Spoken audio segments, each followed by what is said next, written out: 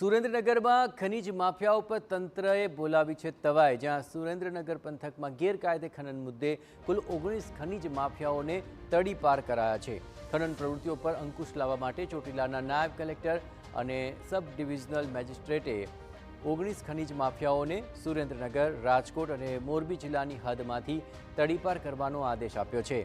ચોટીલા અને મૂળી તાલુકાના ખનીજ માફિયાઓ દ્વારા વર્ટિકલ રેબિટ કૂવા ગાડીને ગેરકાયદે કોલસાનું ખનન કરવામાં આવ્યું હતું।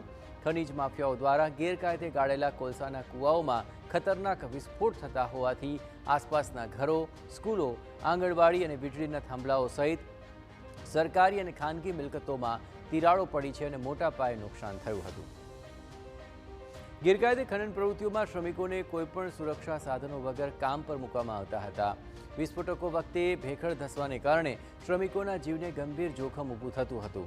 અગાઉ પણ ખનન વખતે દુર્ઘટના સર્જાતા શ્રમિકોના મૃત્યુ પણ નિપજ્યા હતા।